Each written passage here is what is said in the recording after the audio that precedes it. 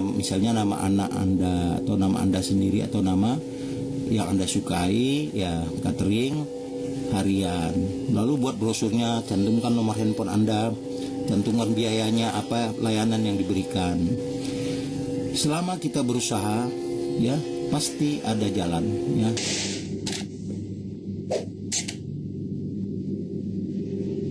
Di era pandemi COVID-19 ini banyak keterbatasan, dan orang sering berpikir karena pandemi ini banyak keterbatasan, ya akhirnya menimbulkan kebuntuan ya dalam berwirausaha. Tapi bagi orang-orang yang jeli melihat peluang, justru di tahun 2021 ini, walaupun di tengah pandemi, kita tetap bisa melirik peluang-peluang usaha, ya kewirausahaan.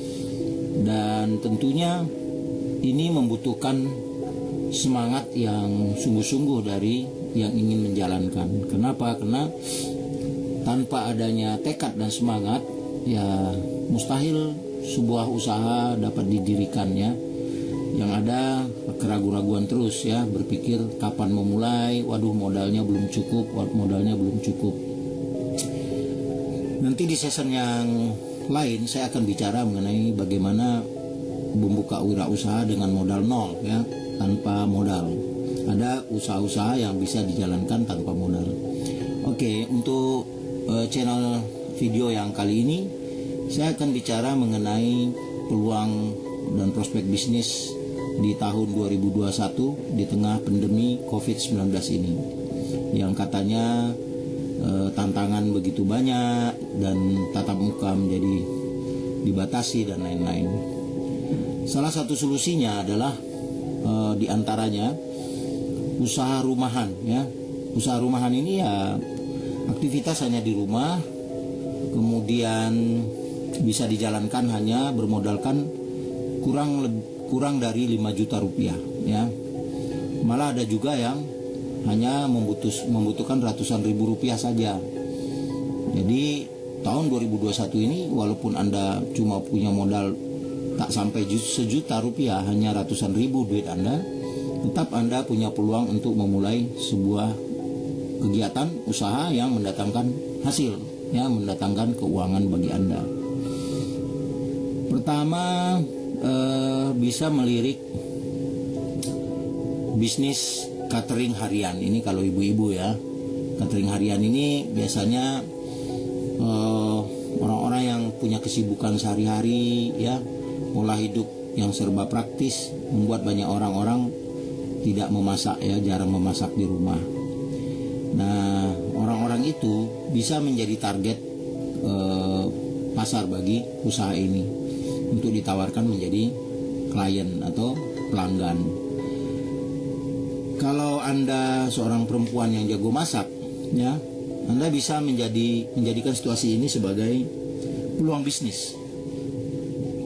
Anda menawarkan ke tetangga, ke teman, ya, atau ke relasi, atau Anda punya teman yang orang kantoran, dia orang perbankan atau kerja di BUMN atau kerja di pemerintahan.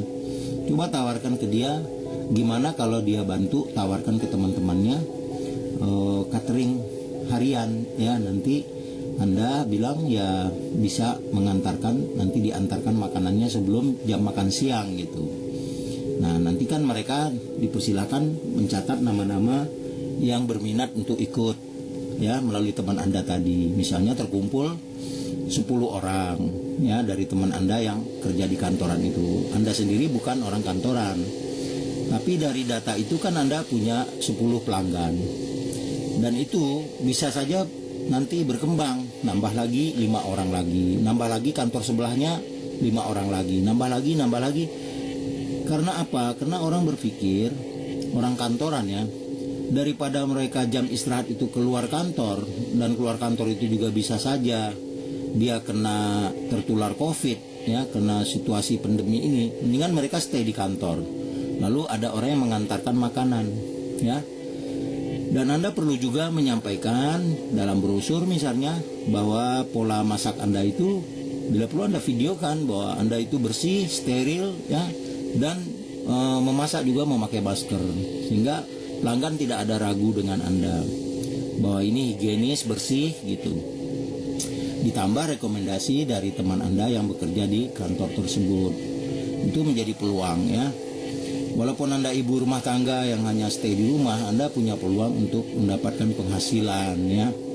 Misalnya dalam satu porsi paket itu modal Anda adalah kalau dihitung-hitung modalnya Rp7.000 atau Rp8.000 per paket ya.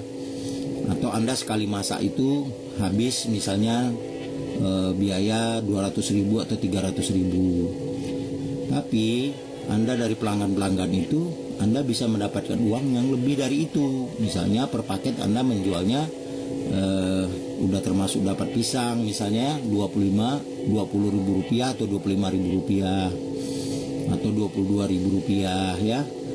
Nah itu akan menarik sekali. Orang berpikir daripada gue ke warung mendingan langganan aja dengan catering si Ano. Jadi nanti makanan sebelum jam makan siang udah diantar. Nah tentunya Anda kerjasama juga dengan resepsionis atau OB-nya ya. Kalau tempat Anda itu, tempat makannya itu sudah selesai, yang kotor ya dikumpulkan.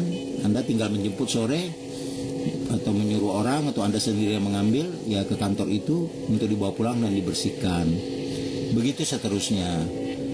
Kalau satu porsi itu Anda mendapat untung katakanlah Rp5.000 saja. 5.000 kalau Anda punya 20 orang pelanggan ya 5.000 kali 20 Anda punya penghasilan sehari 100.000 ya.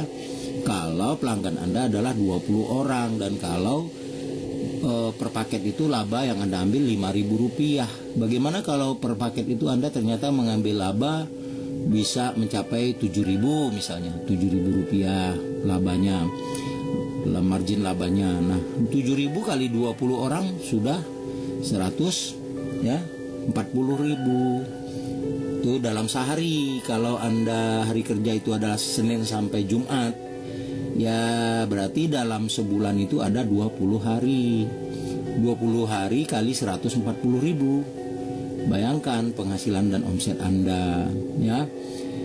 Modal Anda ya tentu Anda memasak nasi, berarti Anda harus beli beras ya. Kalau Anda hari itu mau bikin rendang, ya berarti sehari sebelumnya Anda sudah belanja beli daging ya. Atau mau bikin opor ayam, ya sehari sebelumnya sudah beli ayam untuk bahan-bahan untuk dimasak. Anda bisa memanage itu ya, makanannya, lauknya jangan itu-itu terus, karena orang kantoran cepat jenuh dengan masakan yang itu-itu terus. Dan apa andalan Anda? Misalnya Anda jago bikin rendang, dendeng, atau bikin kalio dan lain-lain. Itu tampilkan ya. Sekali-kali Anda bisa memberikan bonus misalnya. Bonusnya misalnya dapat pergedel, dapat misalnya pisang gratis ya, dan lain-lain. Pandai-pandai Anda mengkreasikannya. Karena bisnis sebenarnya adalah bagian dari seni. Kalau kita tidak punya jiwa seni ya untuk merangkul pelanggan, kaku dalam berbisnis ya pelanggan akan pergi meninggalkan kita. Baik, ini adalah satu bisnis yang menarik tentunya bagi yang ibu-ibu di rumah yang tadinya mungkin dia kerja kantoran tapi karena COVID-19 atau karena satu alasan yang lain, keluarga atau suami tidak mengizinkan, akhirnya di rumah saja. Anda tetap bisa berkreasi, berbisnis, yaitu membuat bisnis catering harian. Anda bisa bikin brosurnya ya, kasih nama catering Anda itu misalnya nama anak Anda atau nama Anda sendiri atau nama yang Anda sukai ya, catering harian. Lalu buat brosurnya, cantumkan nomor handphone Anda, tentukan biayanya, apa layanan yang diberikan. Selama kita berusaha ya pasti ada jalan ya. Kalau kita tidak berusaha, jalan pun tidak akan ada. Itu omsetnya jelas harian ya, pemasukan Anda adalah harian. Ada puluhan lagi bisnis-bisnis yang lain. Nanti pada video yang berikutnya akan saya jelaskan. Selamat mencoba, terus bersemangat, terus kreatif, jangan putus asa, jangan buntu pikiran ya. Ikuti terus channel-channel ini, semoga mencerahkan pemikiran dan semangat Anda, sukses Anda, kebahagiaan saya, dan saya mendoakan Anda selalu sukses, selalu maju, dan kaya raya. Amin ya robbal alamin. Ingat pesan saya, selalu jaga kesehatan, kemudian jaga jarak, cuci tangan, dan kalau keluar rumah jangan lupa pakai masker. Salam entrepreneurship, semoga sukses buat kita semua, semoga Allah melindungi kita semua. Salam sehat, salam 3M ya. Semoga Anda selalu sukses di hari-hari Anda yang berikutnya. Assalamualaikum warahmatullahi wabarakatuh.